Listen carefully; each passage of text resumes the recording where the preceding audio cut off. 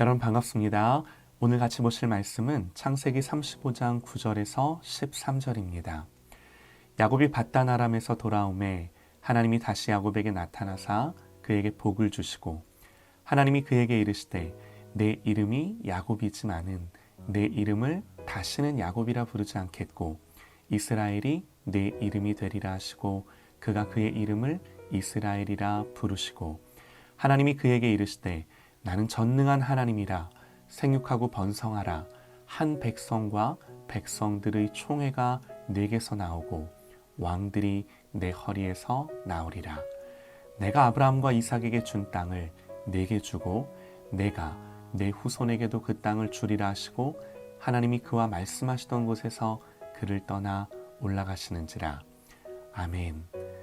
다시 열린 은혜의 문이라는 제목으로 하나님의 말씀 듣겠습니다. 야곱은 가정 안에 있던 모든 우상들과 이방 신상들을 상수리 나무 아래 묻고 베델로 떠납니다. 이 일을 통해 자신의 죄를 인정함과 동시에 그 죄악과 결별하겠다는 의지를 표현합니다. 이러한 결단은요, 우리가 영적으로 새로워지기 위해서 반드시 필요한 과정이에요. 하나님의 새로운 계획과 다음 스텝으로 진행하기 위해 반드시 필요한 일인 거죠. 우리 안에 온전치 않은 것들이 반드시 제거되어야 하는 것입니다. 죄된 습성은요, 절대로 하나님의 복과 은혜를 가져올 수 없는데요. 이스라엘 백성들이 가나안을 정복할 때 가장 크고 견고했던 여리고를 무너뜨립니다. 그런데 그 다음 성읍인 아이성 앞에서는 패하죠. 아이성은요, 작은 성이었습니다. 그 성을 정탐하고 돌아온 사람들이 말합니다.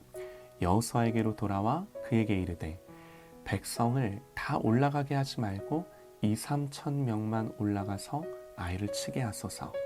그들은 소수이니 모든 백성을 그리로 보내어 수고롭게 하지 마소서. 자신 있었습니다. 그런데 패하죠. 왜 패하나요? 아간의 범죄 때문입니다. 아간이 제거되었을 때 비로소 아이성 전투를 승리할 수 있었죠.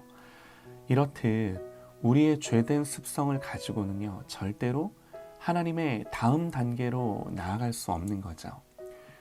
오늘 말씀은 야곱이 우상들과 이방 신상들을 제거하고 하나님의 말씀에 순종하여 베델로 올라갔을 때 비로소 하나님이 야곱에게 나타나 하신 말씀이세요. 9절에요. 야곱이 밧단 아람에서 돌아오매 베델로 돌아왔다라는 것입니다. 하나님이 다시 야곱에게 나타나사 그에게 복을 주시고, 하나님 너무너무 복 주고 싶으셨어요. 그런데 유보되어 있었죠. 주고 싶으셔도 받을 그릇이 준비 안 된 거죠. 여러분, 우리가요, 착각해서는 안 되는 것이요, 자녀를 향한 부모의 사랑은 변함이 없습니다. 자녀가 어렸을 때는 뭘 잘못해도 용서하고 받아주죠. 그러나 장성에서는 그 분량대로 마땅한 책임과 의무를 가르치고 자녀에게 요구하는 거죠. 하나님 마찬가지세요. 더욱이 하나님 야곱에게 주고자 하는 복이 뭔가요? 장자의 유업이에요. 아브라함과 이삭을 이어 하나님의 뜻과 계획을 이어갈 족장으로서의 복과 사명을 주고자 하시는 거죠. 그러면 족장다운 하나님 나라의 유업을 이을 성숙함이 야곱에게 필요한 것은 너무나 당연한 것입니다. 야곱이 그렇게 결단하고 베델을 회복했을 때 하나님 복을 주시며 말씀하세요. 하나님이 그에게 이르시되 내 이름이 야곱이지만은 내 이름을 다시는 야곱이라 부르지 않겠고 이스라엘이 내 이름이 되리라 하시고 그가 그의 이름을 이스라엘이라 부르시고. 여러분, 하나님이 다시 한번 야곱의 이름을 바꿔 부르시는데요. 사실요, 하나님은 이미 야곱의 이름을 바꿔주셨습니다. 언제 바꿔주셨나요? 야복강에서 씨름한 뒤에. 그런데 오늘 다시 그 이름을 바꾸시겠다 말씀을 하시는데요. 성경을 자세히 보면 야복강 사건 이후 야곱이 형을 만나고 이 숲곳에서 머무는 동안 성경에는 이스라엘이라는 이름이 한 번도 나오지 않습니다. 다시 말해 야곱의 이름이 분명히 바뀌었지만 바뀐 이름으로 야곱이 이 숲곳에서 머무는 동안은 단 한 번도 그렇게 불리지 않는다라는 거예요. 그러나 오늘 이후 다시 이스라엘이라는 이름이 성경에 등장을 합니다. 그래서 이 우상을 묻고 하나님이 기뻐하지 않는 모든 것들을 뒤로 하고 오로지 말씀 앞에 순종했을 때 비로소 은혜의 문이 열리고 야곱을 향한 하나님의 다음 스텝이 진행되기 시작하는 거죠.